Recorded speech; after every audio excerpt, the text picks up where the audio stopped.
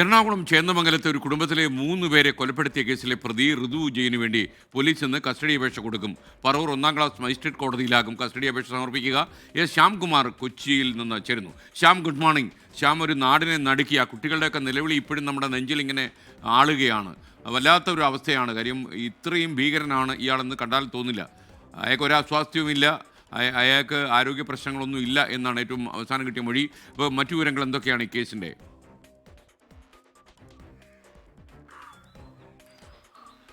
എസ്കെൻ, ആ വീടിന്റെ പരിസരത്ത് തന്നെയാണ് നമ്മൾ ഉള്ളത്. ഏതായാലും പ്രതിക്ക് വേണ്ടി ഇന്ന് പോലീസ് കസ്റ്റഡി അപേക്ഷ സമർപ്പിക്കുമെന്നുള്ളതാണ് അറിയുന്നത്. കാരണം പ്രതിയെ ഇവിടെ എത്തിച്ച് തെളിവെടുപ്പ് നടത്തണം, തെളിവ് ശേഖരിക്കണം. അതിനു വേണ്ടിയിട്ട് ഇന്ന് പറവൂർ 1-ാം ക്ലാസ് മജിസ്ട്രേറ്റ് കോടതിയിൽ പോലീസ് കസ്റ്റഡി അപേക്ഷ സമർപ്പിക്കും. മിക്കവാറും തിങ്കളാഴ്ചയായിരിക്കും ഈ ഋതു എന്ന് പറയുന്ന കൊടും ക്രിമിനലിനെ പോലീസിന് കസ്റ്റഡിയിൽ ലഭിക്കുക എന്നുള്ളതാണ് മനസ്സിലാക്കുന്നത്.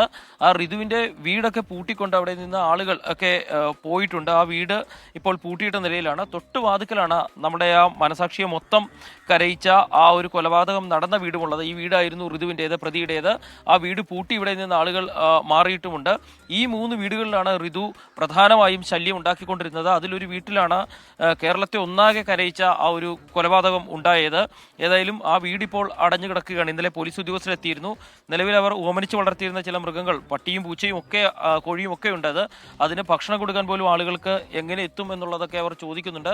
പോലീസ് അനുവദിച്ചാൽ മാത്രമേ അതിനുപോലും സാധിക്കുകയുള്ളൂ. ഏതായാലും ഇന്ന് പ്രതിക്ക് വേണ്ടി കസ്റ്റഡി അപേക്ഷ പോലീസ് സമർപ്പിക്കും. രാവിലെ 11 മണിയോടുകൂടി പറവൂർ 1-ാം ക്ലാസ് മജിസ്ട്രേറ്റ് കോടതിയെ കസ്റ്റഡി അപേക്ഷ പരിഗണിക്കും. എന്നാകും പ്രതിയെ കസ്റ്റഡിയിലേക്ക് വിട്ടുകൊടുക്കുക, എത്ര ദിവസം വിട്ടുകൊടുക്കുമെന്നുള്ളത് ഒരു ചോദ്യമാണ്. 10 ദിവസത്തെ കസ്റ്റഡി ആയിരിക്കും പോലീസ് മിക്കവാറും ചോദിക്കുക എന്നറിയുന്നു. കാരണം പ്രതി ഇതുവരെ യാതൊരു കുറ്റബോധവും ഇല്ലാത്തയാളാണ്.